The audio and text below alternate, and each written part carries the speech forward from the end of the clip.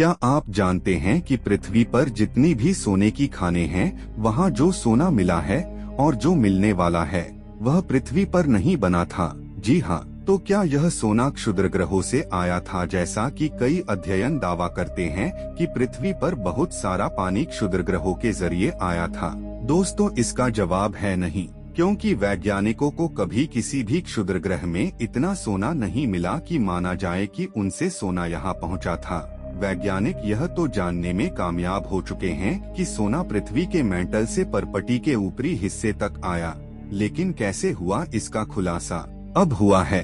अंतर्राष्ट्रीय शोधकर्ताओं की टीम ने सोने और सल्फर यानी गंधक के बीच की जटिल और उलझी कहानी का पता लगाया है, जिससे वे साफ तौर पर यह समझ सके हैं कि सोना मेंटल से पृथ्वी की ऊपरी सतह पर कैसे आया। वे यह भी जानते हैं कि ब्रह्मांड में सोना अंतरिक्ष में दो न्यूट्रॉन तारों के टकराव के हालात की जटिल प्रक्रियाओं में ही बन पाता है। पृथ्वी पर मौजूद सारा सोना करोड़ों अरबों साल पहले ही आ गया था और वह तमाम प्रक्रियाओं से गुजरकर पृथ्वी के अंदर मेंटल में पहुंच गया था, लेकिन यहाँ से वह पृथ्वी की सतह तक कैसे पहुँचा, यह एक बड़ा रहस्य ही था। वैज्ञानिक पहले ही इसकी पड़ताल कर रहे थे, लेकिन वे किसी निर्णायक नतीजे पर नहीं पहुँच पा रहे थे। प्रशांत रिंग ऑफ फायर में जमे सोने के अयस्क पृथ्वी की गहराई में मेंटल से निकला और मैग्मा से सतह के ऊपर की ओर आया था। वैज्ञानिक इसी की सटीक प्रक्रिया जानना चाह रहे थे और नए अध्ययन में उन्हें इसी सफलता मिली थी।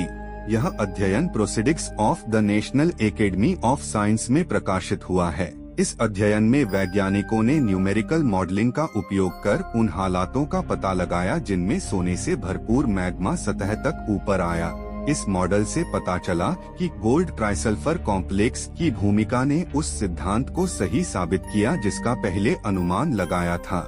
आमतौर पर सोना स्वतंत्र रूप में रहकर मेंटल में ही रहना पसंद करता है, लेकिन जब सल्फर से इसकी अंतरक्रिया होती है तो तब यह उससे रिएक्शन कर गोल्ड ट्राइसल्फर कॉम्प्लेक्स में बदल जाता है।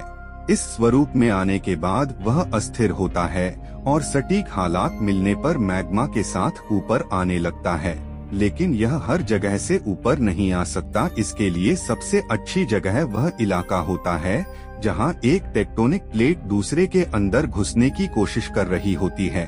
इसे सबडक्शन जोन कहते हैं। इस गोल्ड ट्राइसल्फर कॉम्प्लेक्स को सक्रिय ज्वालामुखी के 50 से 80 किलोमीटर के नीचे दबाव और तापमान के सटीक हालात चाहिए होते हैं। ऐसे हालात में तापमान 875 डिग्री सेल्सियस का होना जरूरी है। यही तापमान आमतौर पर मैग्मा का भी होता है। इससे सोना मेंटल से मैग्मा के साथ ऊपर की ओर सतह तक आता है। सोना तेजी से ट्राइसल्फर से जुड़ जाता है और जटिल पदार्थ बना लेता है, जिससे यह मैग्मा में आसानी से घूम सकता है। शोधकर्ताओं का कहना है कि यह पहली बार है जब इस पूरी प्रक्रिया में गोल्ड ट्राइसल्फर कॉम्प्लेक्स की भूमिका बताई जा रही है, जिसके बारे में वे भी पहले नहीं जानते थे। इससे यह भी साफ होता है कि सबडक्शन जोन के वातावरण में भी कुछ खास तरह के खनिजों में पास ही सोना अधिक क्यों मिलता है।